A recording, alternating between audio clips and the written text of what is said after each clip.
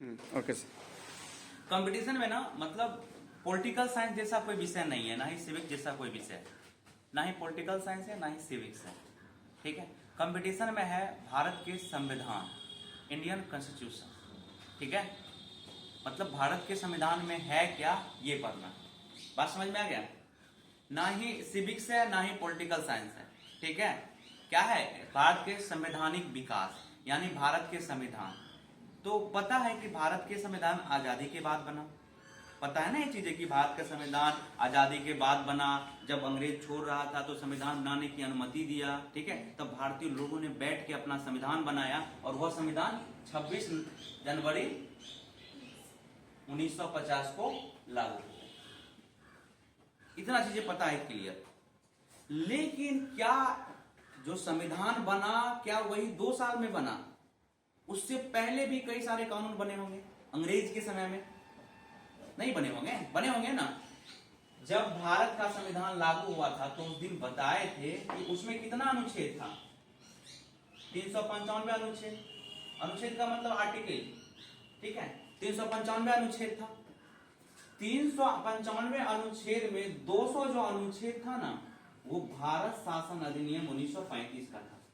भारत शासन अधिनियम। अभी कुछ लिखाएंगे नहीं, अभी सिर्फ समझना है चीज को। ठीक है, 2 चरण होगा। एक चरण ऐसा होगा इसमें समझाएंगे पूरा चीजों को। ठीक है, जब एक दिमाग में खाका बन जाएगा उसके बाद उसमें लिखाएंगे। घर कैसे बनता है? घर पिलर पे रहता है ना। हर एक विषय का एक पिलर है, उसी पर वो विषय टिका हुआ है। और जिस दिन तुम पिलर को समझ गए ना, उस विषय को समझ जाओ। ठीक है, तो भारत शासन अधिनियम कब लागू हुआ? 1935 में। 1935 में देश आजाद था? नहीं ना। तो ये भारत शासन अधिनियम 1935 अंग्रेज बनाया था। इस सारा नियम कानून कौन बनाया था? अंग्रेज बनाया था। इसमें से 200 अनुच्छेद सीधा सीधी फोटोकॉपी किया गया। बात समझा? ये भारत शासन अधिनियम अंग्रेज बनाया। अब जब भारत का संविधान बना 26 जनवरी 1950 को लागू हुआ, 395 अनुच्छेद, तो सीधा सीधी 200 अनुच्छेद, 395 में 200 सीधा फोटोकॉपी कर लिया जो भारत के संविधान बनाए थे वो। यानी ये 200 अनुच्छेद है, ये 200 अनुच्छेद। ठीक है, ये अंग्रेजों ने बनाया। अंग्रेजों ने बनाया ना, जो अभी भी है। तो भारत का संवैधानिक विकास तो बहुत पहले से चालू हो गया होगा। जब अंग्रेज आया, जब अंग्रेज रूल किया, तभी से। अंग्रेज किस लिए आया था? भारत में अंग्रेज रूल किया किस लिए आया? पहला व्यापार के लिए। पहला तो व्यापार के लिए आया ना। फिर उसने क्या किया? व्यापार पर एकाधिकार किया। व्यापार पर एकाधिकार। एकाधिकार का मतलब समझते हो? मतलब व्यापार पर मेरा ही अधिकार होगा। जैसे कि अभी मार्केट में हर प्रकार का मोबाइल है। ठीक है, एमआई का है, सैमसंग का है, एप्पल का है, लावा का है, कई प्रकार के मोबाइल हैं। अगर मन होगा सैमसंग का या एमआई का, हम सारे मोबाइल को रिप्लेस कर दें, हम समस्तीपुर मार्केट में एक ही मोबाइल कंपनी को रखें, सिर्फ एमआई होगा, तो एमआई का समस्तीपुर में एकाधिकार हो जाएगा। अब समझो, जैसे जियो ने सारे टेलीकॉम कंपनी को रिप्लेस कर दिया, जियो का एकाधिकार हो गया ना। एकाधिकार जब कर रहा है तो शुरू में सस्ता कर दिया, अब बाद में जब उसका राज हो गया तो अपने अनुसार दाम लगा रहा है, क्योंकि उसके टक्कर का कोई नहीं है ना। अपने प्रतिद्वंदी को खत्म कर दिया। तो सेम टू सेम पहले अंग्रेज व्यापार किया, फिर व्यापार पर एकाधिकार किया। अंग्रेज के साथ पढ़ते हैं कि अंग्रेज के साथ कई यूरोपीय देश आए थे व्यापार करने। पुर्तगाली भी आया था, स्वीडिश भी आया था, डच भी आया था, फ्रांसीसी भी आया था। ये सभी आए थे, पर अंग्रेजों ने सभी से युद्ध लड़के सभी को भगा दिया। ठीक है, तब व्यापार पे एकाधिकार किया। जब व्यापार पर एकाधिकार किया तब राजनीतिक में एंट्री लिया। राजनीति का क्या मतलब? भारत के राजाओं के साथ युद्ध किया। अचार आता है कि भारत का वर्चस्व बढ़े राजनीतिक रूप से। ठीक है, राजनीतिक जब एंट्री लिया तब क्या लिया? सामाजिक बदलाव करने लगा। सामाजिक बदलाव का क्या मतलब हुआ? क्रिश्चियन जो धर्म है उसका प्रचार करने लगा, ईसाई धर्म का। ईसाई जो स्कूलें हैं उसे बनाने लगा। समाज को अपने अनुसार चेंज करने लगा। क्यों? कि उसका राजनीतिक प्रभाव बढ़ गया था, राजनीतिक रूप से पावर में आ गया था। ठीक है। और जब राजनीतिक रूप से पावर आ गया उसके बाद तो सबसे ज्यादा खतरनाक काम किया आर्थिक शोषण। आर्थिक शोषण का क्या मतलब, पैसा जो भी टैक्सेस सिस्टम थे, जो भी आर्थिक पैसा था, सबको अपने अनुसार प्रयोग करने लगा। ठीक है। तो अंग्रेज ने शुरू शुरू में क्या किया, व्यापार, व्यापार के बाद व्यापार में एकाधिकार, व्यापार में एकाधिकार के बाद राजनीतिक में एंट्री ले लिया, राजाओं को रिप्लेस कर दिया। पहले तो अपना एक कोई आदमी को बैठाया गद्दी पे। ठीक है। अंग्रेज पहले बंगाल प्रेसिडेंसी से ही ना आया था। सबसे पहला अंग्रेज कहां आया, बंगाल में। देखो भारत में 3 प्रमुख प्रेसिडेंसी हुई जिस समय। एक तो ये दक्षिण भारत का नक्शा है ना, ये दक्षिण भारत है ना, यहां पे क्या है, बंबई जिसको अब मुंबई बोलते हैं, यहां पे मद्रास जिसको चेन्नई बोलते हैं, और यहां पे बंगाल जिसको अभी कोलकाता। ये मैप समझ में आ रहा है ना, मैप नहीं देखे हो, भारत दक्षिण भारत का यही मैप है कि इधर मुंबई है। उस समय 3, जैसे कि अभी 28 राज्य है ना, उस समय 3 ही प्रमुख क्षेत्र थे। एक क्षेत्र थे बंबई प्रेसिडेंसी जिसमें अभी का बंबई, गुजरात, ठीक है, गोवा, सारे क्षेत्र आते थे। एक था मद्रास प्रेसिडेंसी, दक्षिण भारत के अधिकतर क्षेत्र आते थे, और एक था बंगाल प्रेसिडेंसी। ठीक है। तो अंग्रेजों ने सबसे पहले बंगाल प्रेसिडेंसी में अपना राजनीतिक कब्जा किया, वहां के राजाओं को पहले रिप्लेस किया। ठीक है, राजनीतिक रूप से। फिर वहीं से सबसे पहले आर्थिक रूप से शोषण किया, बंगाल से। ठीक है। तो यहीं से अभी देखेंगे कि यहीं से नियम बनना स्टार्ट होगा, यहीं से कैसे, उससे पहले जैसे कि भारतीय संवैधानिक इतिहास कैसे नियम बनना स्टार्ट हुआ, उससे पहले देखेंगे कि कैसे वो राजा को हटाया, रिप्लेस किया। 2-3 प्रमुख युद्ध लड़े होंगे। ठीक है। तो यहीं से स्टार्ट हुआ था। 3 प्रमुख ये क्या बोलते हैं इसको, प्रेसिडेंसी था। ठीक है। तो अंग्रेज धीरे धीरे व्यापार, व्यापार पर एकाधिकार, राजनीतिक, सामाजिक और आर्थिक रूप से एंट्री ले लिया। आर्थिक रूप से अभी भी सरकार का, और शुरू से जब से समाज या सरकार चल रहा है, 2 चीजें। एक तो टैक्स सिस्टम है, मतलब कर लिया जाता है जनता से, लोगों से। ठीक है। कर लेके सरकार क्या करती है, उसी कर को फिर जनता में बांटती है। जैसे समझो, सीधा सीधी बात है, गांव में सभी लोग हैं ना, कुछ लोग अमीर हैं, कुछ लोग गरीब हैं, सभी लोग गांव में हैं, सभी सरकार को टैक्स दे रहे हैं। ठीक है। सभी सरकार को टैक्स दे रही है। देखो टैक्स का सिस्टम देखो, व्यक्ति जब जन्म लेता है ना, जन्म लेता है, उसको नाभि काटने के लिए जो ब्लेड खरीदा जाता है ना, उस पर भी टैक्स लगता है। और जब व्यक्ति मरता है ना, तो कफन जो लगता है ना, उस पर भी टैक्स लगता है। यानी जन्म से मृत्यु तक व्यक्ति टैक्स देता है सरकार। ठीक है।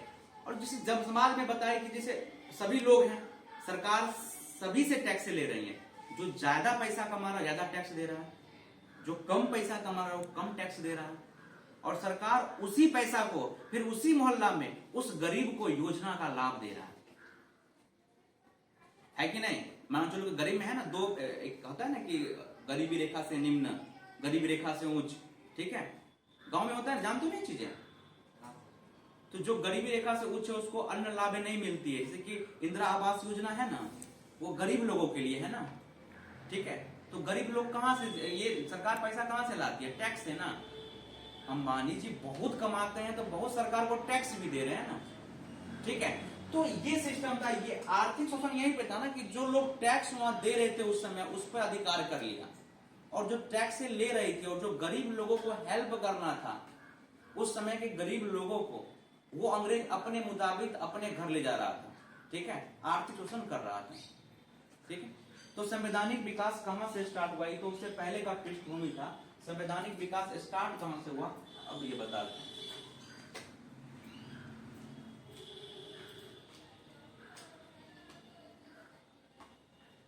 भारत में ना बंगाल प्रेसिडेंसी से ही मतलब अंग्रेज अधिकार किया था। ठीक है। एक युद्ध होता है पलासी का युद्ध, नाम सुना है, बैटल ऑफ पलासी।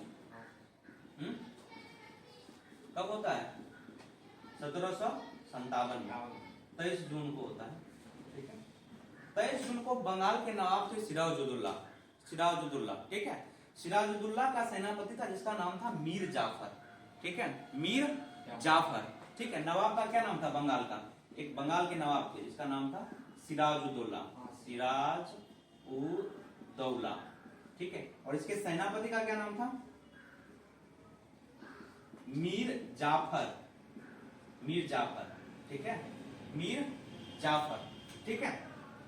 अंग्रेज था उसमें, एक नाम था लॉर्ड क्लाइव, ध्यान रखना, ये अंग्रेज है लॉर्ड क्लाइव। इस समय ना अंग्रेज ना, इस समय भारत में ना त्रिपक्षीय युद्ध हो रहा था। त्रिकोणीय सीरीज समझते हो? जैसे कि क्रिकेट में ना 3 गो टीम खेलता है एक साथ, त्रिकोणीय सीरीज कहलाता है। भारत अब बांग्लादेश अब वेस्ट श्रीलंका अगर खेले त्रिकोणीय सीरीज कहलाएगा ना। तो त्रिकोणीय उसमें भारत में लड़ाई हो रहा है।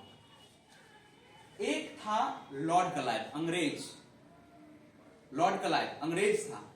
दूसरा अंग्रेज के साथ आए हुए देश थे, पुर्तगाली, डच, डेनिश, स्वीडिश, ये सभी देश थे। और तीसरा भारत के राजा थे। भारत में अलग अलग क्षेत्रों में कई राजा थे, अलग अलग क्षेत्रों में। अपना जो दरभंगा का क्षेत्र है, नाम सुने होगा, ठीक है, दरभंगा महाराज, ठीक है। फिर बिहार, बिहार में भी कई राजा थे, जैसे कि उधर साउथ बिहार की तरफ जाएंगे, एक हथुआ महाराज थे, ठीक है। तो जैसे सिंधिया है, सिंधिया महाराज है। फिर भारत में कई राजा थे, पूरा उसको देसी रियासतें बोलते, छोटे छोटे राजाओं को। तो कई देसी रियासतें थे।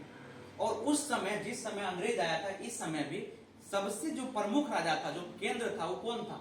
मुगल। तो जितने भी छोटे छोटे राजा थे ना, सब मुगल को पैसा देते थे और मुगल के अंदर रहते थे, ठीक है। औरंगजेब, जब 1707 में औरंगजेब की मृत्यु हुई, तो क्या हुआ कि मुगल ना कमजोर पड़ गया, मुगल कमजोर पड़ गया। और जब मुगल कमजोर पड़ा, तो जो छोटे छोटे राजा थे ना, अपने आप को स्वतंत्र घोषित करने लगे। अब मान के चलो कि मिथिला महाराज है, इधर चाहेंगे नहीं कि सब कुछ मिथिला में हमर चले।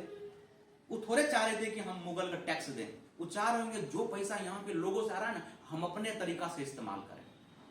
और जब औरंगजेब की मृत्यु हो गई, अब मुगल सत्ता कमजोर पड़ गई, ये लोग खुश हो गए, अब टैक्स हम नहीं देंगे, अब अपना अनुसार चलाएंगे। ये मिथिला महाराज एक एग्जाम्पल है। ऐसे ही जितने राजा थे सब खुश हो गए। तो बंगाल में उस समय जो राजा थे, जब औरंगजेब मरा था, मुर्शीद कुली खां, वो खुश हो गया और बंगाल को स्वतंत्र कर दिया। बोला कोई मुगल उगल का टैक्स नहीं देगा, टैक्स देगा भी तो कम देगा, हम अपना चलेगा। अब मुगल, औरंगजेब मर गया तो मुगल भी कमजोर पड़ गया, ज्यादा खोज खबर राजा नहीं करता था जो मुगल के बाद आया। समझ में आ रहा है कहानी? तो एक अंग्रेज किससे लड़ रहा था? अपने साथियों से, जो वो भी चाह रहा था कि हम भारत पे कब्जा करें। पुर्तगाली, डच, डेनिश, स्वीडिश, फ्रांसीसी, और एक भारत के राजाओं से भी लड़ रहा था, ठीक है। तो अंग्रेज त्रिपक्षीय युद्ध लड़ रहा था। तो पहले जो क्या किया, ये 1757 आते आते तक अधिकतर अपने जो साथ उसके देश जो आए थे उसको भगा दिया, युद्ध लड़ लड़ के भगा दिया सबको। अकेला बच गया, यानी व्यापार पे एकाधिकार किया। अभी वो व्यापार कर रहा है, कोई सत्ता उत्ता हाथ में नहीं आया। सत्ता कैसे हाथ में, राजनीतिक रूप से कैसे एंट्री ले रहा है, वही हम बता रहे हैं। व्यापार स्टार्ट किया 1600 में ईस्ट इंडिया कंपनी आई, व्यापार पर एकाधिकार कर लिया 1757 तक। अब राजनीतिक एंट्री कैसे ले रहा है तब बताएंगे। और जब राजनीतिक एंट्री ले लेगा तब ना भारत के लिए संविधान बनाने लगेगा, और तब ना भारत का संवैधानिक विकास चालू होगा, ठीक है। तो 1757 में प्लासी का युद्ध होता है। बंगाल के नवाब थे, अपने आप को स्वतंत्र घोषित कर लिए थे बंगाल के नवाब। मुगल कमजोर पड़ गया था, बातचीत तो होता था, तनी मनी टैक्स देते थे, लेकिन अपना राज चलता था। सिराजुद्दौला था, सेनापति थे मीर जाफर, लॉर्ड क्लाइव थे। इस प्लासी का युद्ध बड़ा युद्ध है। इससे पहले देखो, बड़ा युद्ध तभी होता है जब कोई ना कोई कारण रहता है, कोई ना कोई कुछ होता है, एक घटना होता है, इसका नाम है ब्लैक हॉल ट्रेजेडी, ठीक है, काल कोठरी की घटना। ये होता है 20 जून 1756 को, ठीक है, काल कोठरी त्रासदी। इसमें क्या होता है, बंगाल में विक्टोरिया मेमोरियल है, विक्टोरिया का फोर्ट विलियम है बंगाल में। फोर्ट विलियम बन रहा था, अनाज उनाज रखने के लिए बर्फ का अंग्रेज कोठी बना रहा था 1756 में। ये ना सिराजुद्दौला को अच्छा नहीं लगा, बोला अंग्रेज अगर बना लेगा तो सकता अंग्रेज राज कर ले। सिराजुद्दौला क्या चाह रहा था कि बंगाल पे उसका राज हो, वही राजा बने, वही साम्राज्य हो उसी का। और अंग्रेज क्या चाह रहा था कि कैसे हम यहाँ व्यापार पे अधिकार करके राजनीतिक एंट्री ले लें ताकि अधिक से अधिक मुनाफा कमा सके, उसका यही दिमाग था। तो सिराजुद्दौला को ये बात अच्छा नहीं लगा कि इतना बड़ा फोर्ट विलियम बना रहा है, तो उसने क्या किया वहां से 146 अंग्रेज को पकड़ के एगो कमरा में बंद कर दिया, छोटका कमरा में, ठीक है, 14x12 या 14x10 के कमरा में बंद कर दिया। 146 लोग को समझो, एकदम पकड़ पकड़ के बंद कर दिया। इसमें क्या हुआ, भर रात छोड़ दिया, ठीक है। क्या हुआ इसमें, मात्र 23 को अंग्रेज बचा, 123 अंग्रेज मारा गया। तो बड़का घटना हो गया ना। इसी में एक राइटर था, वो भी बंद हो गया, ठीक है, वो बच गया था, उसका नाम था जेड हॉलवेल, जेड हॉलवेल, ठीक है, वो बच गया। और वो बच के सीधा चला गया कहां, ब्रिटेन और वहां के महाराजा के पास। वो बोला कि सिराजुद्दौला ने ऐसा ऐसा कांड किया है, बड़ा दिक्कत किया है, ठीक है। उस समय लॉर्ड क्लाइव ना मद्रास का गवर्नर, मद्रास में था, ईस्ट इंडिया कंपनी का कर्मचारी था, बड़का अधिकारी था मद्रास में। तो राजा वहां का बोले कि जाइए बंगाल में देखिए, सिराजुद्दौला बड़ा आतंक फैला रहा है, 123 भारतीय अंग्रेजों को मार दिया है। लॉर्ड क्लाइव को भेजा गया इसकी सिराजुद्दौला के पास। जब सिराजुद्दौला के पास लॉर्ड क्लाइव आया तो क्या देखा कि सिराजुद्दौला के पास लाखों का सैनिक है, लाखों का सैनिक है, इससे हम नहीं जीत सकते हैं। ऐसे आए, घुसा के आए, हमारा आदमी मार दिया, ऐसे लड़ेंगे तो हम नहीं जीत सकते हैं। इसने रचा षड्यंत्र, इसने रचा कूटनीतिक, ठीक है, कि कैसे षड्यंत्र से हराया जाए। क्योंकि इसके पास 1 लाख का सैनिक सिराजुद्दौला के पास, बंगाल का नवाब है, मुगल भी ज्यादा नहीं कुछ हस्तक्षेप कर रहा है, मुगल कमजोर पड़ा हुआ है, ठीक है, और पूरा शक्तिशाली साम्राज्य बना हुआ था बंगाल। इस सब प्रेसिडेंसी में बंगाल से शक्तिशाली था, ठीक है। तो लॉर्ड क्लाइव ने षड्यंत्र रचा। षड्यंत्र क्या, मीर जाफर को अपना में मिला लिया, बहला फुसला लिया। ऐसा वो काम करते हैं, तुम सेनापति भर जिंदगी बना रहोगे, राजा बनने का मन नहीं करता, ऐसा करते हैं, सिराजुद्दौला को तुम मार दो, हम तुमको राजा बना देंगे। अब राजा बनने का किसका मन है, ठीक है। और ये क्या कर रहा है, अभी देखो राजनीतिक में एंट्री ले रहा है ना, किस प्रकार से एंट्री ले रहा है, अपने नहीं आ रहा है, अपने आदमी को बैठा रहा है जो उसके अकॉर्डिंग चले, ठीक है। 1757 में, ठीक है, छोटा सा टुकड़ा लेके लॉर्ड क्लाइव, ठीक है, सिराजुद्दौला पे आक्रमण करते हैं। मीर जाफर इसी का सेनापति, इसी के सुरक्षा का जिम्मेदारी इसी को है, यही इसको मरवा देता है, यही मारता है कि शायद इसका बेटा मारता है, ठीक है। सिराजुद्दौला की मृत्यु हो जाती है प्लासी के युद्ध में, और यहीं से अंग्रेज का वर्चस्व पूरा हो जाता है। राजा कौन बनता है, राजा कौन बना, मीर जाफर। अब मीर जाफर इसके अनुसार चल रहा है। मीर जाफर इसके बाद क्या करता है, दस्तक प्रणाली लाता है, दस्तक प्रणाली। दस्तक प्रणाली का मतलब जो वीजा एक तरह से, जिसपे सरकार को टैक्स नहीं लगेगा। अब बड़का मेला लगा, समझो मेला लगा गांव में, ठीक है, और जिसके जमीन में मेला लगा, वहां के जो मुखिया जी हैं, उसको क्या है, वो पर्चा मिलता है ना, टोकन, और टोकन पे फ्री में घूमते हैं। कोनो झूला पे घूमने का मन, टोकन दिखाओ, घूम लो फ्री में। तो ये जो दस्तक प्रणाली था ना, जितने भी अंग्रेज आ रहे थे ना, उन पे टैक्स नहीं लग रहा था, वो टोकन बांटा गया, किसके द्वारा, मीर जाफर के द्वारा। यही टोकन का फायदा उठा के मीर जाफर ने खूब लूटा। बंगाल उसमें बहुत समृद्ध था। बंगाल के समृद्ध होने का कारण था कि बंगाल जो, अब तभी का बंगाल मतलब अब बिहार भी आ रहा था, तभी का बंगाल का मतलब बांग्लादेश, उड़ीसा, झारखंड, बिहार, पश्चिम बंगाल, इतना बड़ा बंगाल प्रेसिडेंसी था। बताए ना कि पूरा भारत में 3 ही प्रेसिडेंसी था, इसी 3 में सब आते थे, ठीक है। तो बंगाल उतना बड़ा था, बहुत समृद्ध था, एक तो उपजाऊ था, जूट की खेती अभी भी पश्चिम बंगाल में सबसे ज्यादा होती है, और पूरा विश्व में बांग्लादेश में सबसे ज्यादा जूट की खेती होती है। और जूट से कपड़ा बनता है ना, गोल्डन फाइबर बोला जाता है जूट को। और उस समय औद्योगिकरण हुआ था, वो जूट ले जाते और कपड़ा बना के भारत में भेजते थे अंग्रेज, तो जूट हो गया। एक तो यहाँ पे कारीगर है, अभी बोलता है ना बिहार में बहुत ज्यादा मजदूर है, कारीगर है सब, बंगाल में सब कारीगर है, सब अच्छा कारीगर था, उपजाऊ भूमि, कारीगर था। और दूसरा बात, जल के नजदीक था, बंदरगाह था जहां से अंग्रेज सामान ले जा सके। अभी भी वह देश सबसे ज्यादा सशक्त है जिसके पास जल सीमा। जापान देखो द्वीप में स्थित है, कितना शक्तिशाली है, ठीक है, जिसके पास जल सीमा से। अभी भी ज्यादातर व्यापार जल माध्यम से ही होता है, ठीक है। तो इसके कारण जल था, उपजाऊ भूमि थी, ठीक है, शांति था। बंगाल में ना शांति था।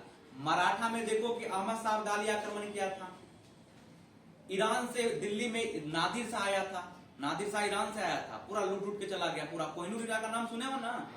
अरे कोहिनूर हीरा नादिर शाह पहले लूटा था। कोहिनूर हीरा भारत में ही हुआ था, भारत में हजारीबाग जो छोटा नागपुर का पठार है वहीं से कोहिनूर हीरा निकला था। और वही कोहिनूर हीरा को मुगल सम्राट शाहजहां ने अपना एक गद्दी बनाया था, वो गद्दी में लगवाया था। बाद में मोहम्मद शाह के समय कोहिनूर नादिर शाह आक्रमण किया और गद्दी सहित कोहिनूर हीरा लेके चला गया, ले गया फारस। बाद में रंजीत सिंह एक राजा हुए जो उससे जीते थे, वहां के राजा से। और रंजीत सिंह से फिर अंग्रेज लेके चला गया कहां? ब्रिटेन। अभी ब्रिटेन में कोहिनूर हीरा, ठीक है। तो कोहिनूर हीरा उस समय लगा हुआ था, ठीक है। अब आते हैं फिर सिराजुद्दौला लॉर्ड क्लाइव क्या हुआ? मरवा दिया और मीर जाफर गद्दी पे आ गया। मीर जाफर क्या हुआ कि गद्दी पे आ गया और इसके अनुसार दस्तक प्रणाली चला और बंगाल को लूटने लगा। उस समय ऐसा कहा जाता है कि जो झोपड़ी का भी घर था ना, झोपड़ी का घर, अगर उस घर में अंग्रेज चला जाता ना तो एक बोरा चांदी का सिक्का लेके निकलता था, एक बोरा चांदी का सिक्का लेके निकलता था बंगाल में। इतना बंगाल समृद्ध था, ठीक है। इसी को समय ना दादा भाई नौरोजी का नाम सुने हो? दादा भाई नौरोजी धन निकासी का सिद्धांत दिए थे, मतलब किस प्रकार अंग्रेज ने धन को लूटा, ठीक है। वेल्थ ऑफ ड्रेन, ठीक है, धन निकासी का सिद्धांत दादा भाई नौरोजी दिए थे। इसी समय से स्टार्ट हुआ था बंगाल को लूटने का। मीर जाफर आया। मीर जाफर ने एक अयोग्य शासक था, समझो ऐसा सेनापति जो किसी अंग्रेज के कहने पे बहकावे में आ जाए, योग्य होगा? ये अयोग्य था, सही शासन नहीं कर रहा था। तो बाद में अंग्रेज ने मीर कासिम को बैठा दिया गद्दी पे, मीर कासिम को बैठा दिया गद्दी पे। अब मीर कासिम अंग्रेज के अनुसार नहीं चला था, इसी का दामाद था मीर कासिम। मीर कासिम इसके अनुसार नहीं चल रहा था, किसके अनुसार? अंग्रेज के अनुसार, ठीक है। और इसने राजधानी मुंगेर बना ली बंगाल की, बंगाल का राजधानी मुंगेर बना लिया था। मुंगेर जो अभी भी मुंगेर है, ठीक है, मुंगेर राजधानी बना लिया। बंदूक फैक्ट्री यही बनाया था, बारूद फैक्ट्री, बंदूक फैक्ट्री। मुंगेर में जो गन फैक्ट्री है, बंदूक फैक्ट्री तो बंद ऐसा है, ठीक है, यही बनवाया था, ठीक है। मीर कासिम उसमें बारूद फैक्ट्री बनवाया था, बाद में बंदूक फैक्ट्री बना था, ठीक है। तो मीर कासिम ये अंग्रेज का नहीं सुना, फिर अंग्रेज ने क्या किया? इसको हटा दिया, फिर मीर जाफर को बना लिया। देखो, मीर जाफर अयोग्य था, अंग्रेज के अनुसार चल रहा था, लेकिन क्या हुआ कि जो इसको हटा दिया, अयोग्य था, सही से कर नहीं रहा था, लापरवाह था।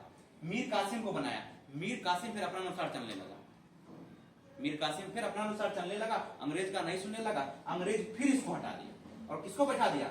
मीर जाफर को। अब इसको लग गया बुरा, ये तो शांत था ना, राजा नहीं बनाया था ना इसको, कोई दिक्कत नहीं था।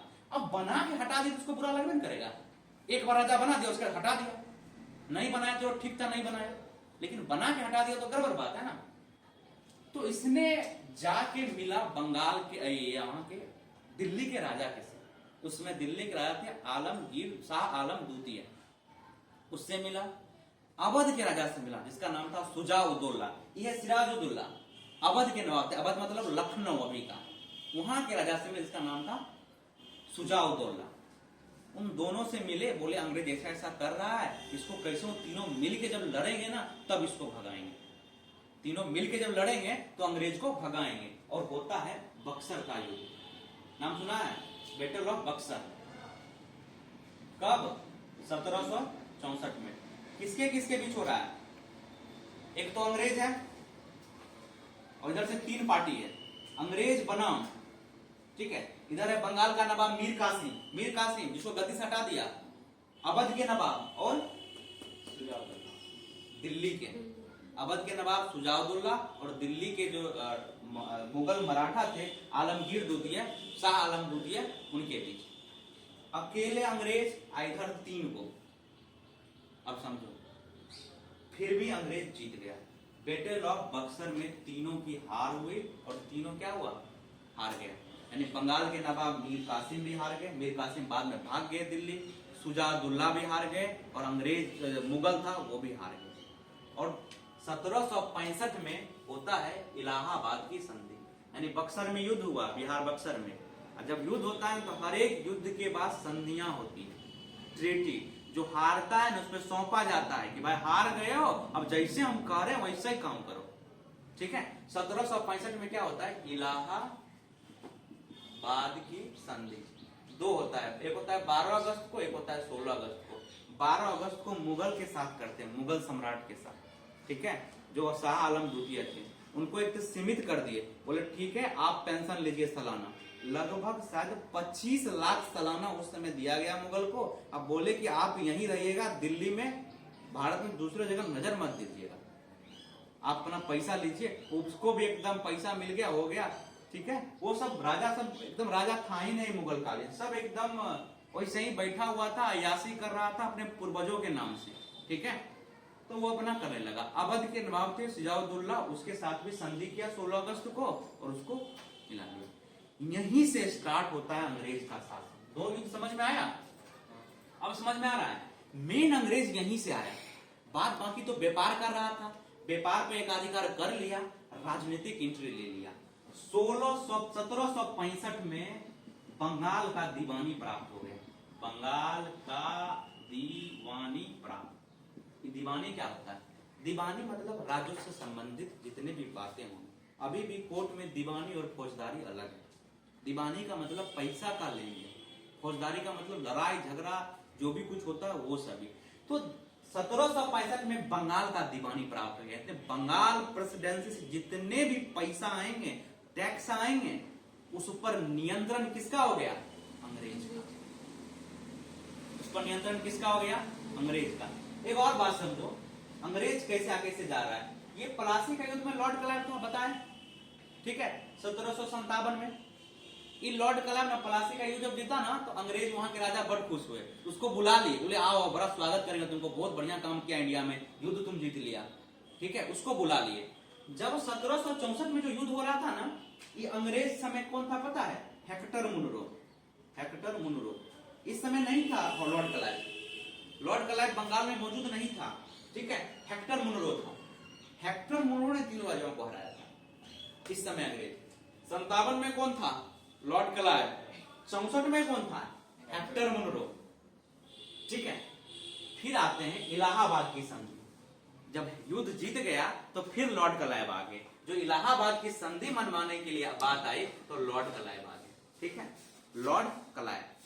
इसके बाद क्या होता है कि लॉर्ड क्लाइव ने इतना अच्छा काम कर दिया, और जब बंगाल की दीवानी प्राप्त हो गई, किसी भी क्षेत्र का अगर पैसा संबंधी चीजें प्राप्त हो जाए तो क्या होता है? उस क्षेत्र में अधिकार हो जाता है। राजनीतिक रूप से एंट्री ले लिया, दीवानी 65 में प्राप्त हो ही गया, तो राजस्व संबंधी भी पैसा प्राप्त हो गया, ठीक है, राजस्व संबंधी पैसा भी प्राप्त हो गया। तो ये क्या हुआ कि यहीं पे इसको बना दिया गया बंगाल का प्रथम गवर्नर। सोचो, ये कंपनी का अधिकारी था लॉर्ड क्लाइव, क्या बना दिया गया इसको? बंगाल का प्रथम गवर्नर। बंगाल का प्रथम गवर्नर बना लॉर्ड क्लाइव, और 1765 में बंगाल का दीवानी प्राप्त हो गया। अब क्या हुआ? 1765 से लेके अब पैसा खूब अथा इंग्लैंड में जा रहा है, राजस्व का पूरा आ ही गया।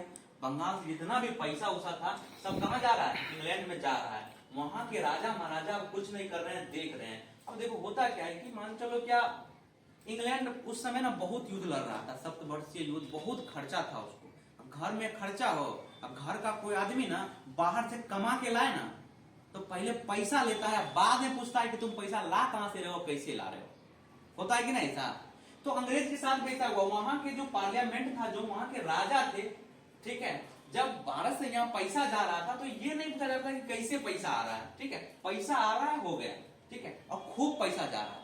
जब खूब पैसा आया ना, वहां के जो भारत में वहां अंग्रेज कर्मचारी थे ईस्ट इंडिया कंपनी के, खूब अमीर हो गए थे।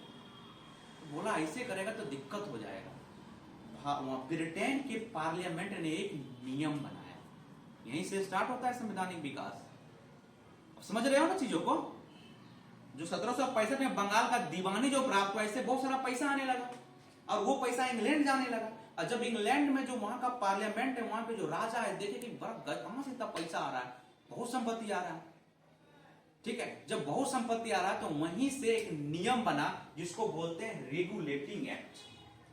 रेगुलेटिंग एक्ट, ठीक है। रेगुलेटिंग का मतलब नियमित होता है ना, नियमित अधिनियम। रेगुलेटिंग एक्ट कब बनता है? 1773 में। कौन बनाता है? बोला क्या, ईस्ट इंडिया कंपनी, चलो तुम तो वहां काम करोगे, ईस्ट इंडिया कंपनी भारत को शासन करोगे, या भारत को जो भी करना है तुम करोगे, लेकिन कैसे करोगे ये ब्रिटेन की संसद तय करेगी। ब्रिटेन की पार्लियामेंट तय करेगी, वहां के राजा बताए, क्योंकि बहुतों पैसा जाने लगा था, अब बहुत भ्रष्टाचार भी होने लगा था। जब पैसा आएगा ना अनियमित रूप से, कहां से आ रहा है नहीं से आ रहा है, तो भ्रष्टाचार भी होगा। तो रेगुलेटिंग एक्ट कौन बनाया? ब्रिटेन की संसद। किसके लिए बनाया? भारतीयों के लिए। ईस्ट इंडिया कंपनी माध्यम था। अभी डायरेक्ट एंट्री नहीं लिया है ब्रिटेन के राजा यहां पे, अभी कंपनी ही रूल करेगा। भारत के संवैधानिक विकास 2 चरण में, ठीक है, भारत का संवैधानिक विकास है ना 2 चरण में। एक तो 1773 से लेकर के 1858 तक, ठीक है, ये प्रथम चरण है, प्रथम चरण। दूसरा चरण है, ठीक है, दूसरा चरण है 1858 से लेके 1947 तक। इसमें देखो, इसमें कंपनी रूल कर रही है। कौन है? East India company, east India company. और इसमें कौन रूल कर रही है? सीधा सीधी महारानी यानी राजा, सीधा राजा रूल कर रहा है 1858 से। कंपनी खत्म, कंपनी रूल नहीं कर रहा है। भारत में भी कौन रूल कर रहा है? एक लोकतांत्रिक सरकार है ना, ऐसा नहीं है कि अंबानी जी का रिलायंस रूल कर रहा है, नहीं ना, एक मतलब संवैधानिक सरकार है। अब समझो कि किसी को, जैसे कि रिलायंस अन्य देशों में भी व्यापार कर रही है, वहां पर जाके रूल कर ले। तो 1773 से लेकर 58 तक प्रथम चरण में ईस्ट इंडिया कंपनी ने रूल किया भारत को, सब कुछ कंपनी कर रहा था, पर दिशा निर्देश कौन दे रहा था? ब्रिटेन की संसद, ठीक है। ये रेगुलेटिंग एक्ट पहला संवैधानिक विकास है भारत का, पहला 1773 में रेगुलेटिंग एक्ट बना। इस एक्ट के तहत कई सारे नियम बने। भारत में कोलकाता में सबसे पहले उच्चतम न्यायालय की स्थापना हुई। अभी भारत में कितने उच्चतम न्यायालय बताओ? सुप्रीम कोर्ट कितने हैं? 1। दिल्ली में सुप्रीम कोर्ट 1 है, हाई कोर्ट 25 है, ठीक है, हाई कोर्ट की संख्या 25 है, जो कि हर एक राज्य के मुख्यालय में है, मतलब हर एक राज्य में हाई कोर्ट। पटना में पटना हाई कोर्ट, यूपी में इलाहाबाद हाई कोर्ट, ठीक है, हर एक राज्य में, रांची में, झारखंड में रांची में है हाई कोर्ट, ठीक है। तो उस समय उच्चतम न्यायालय की स्थापना सबसे पहले कोलकाता में इसी एक्ट के तहत 1774 में हुआ था, ठीक है, 1774 में हुआ था। तो रेगुलेटिंग एक्ट है, यहां तक समझा दिए, फिर इससे आगे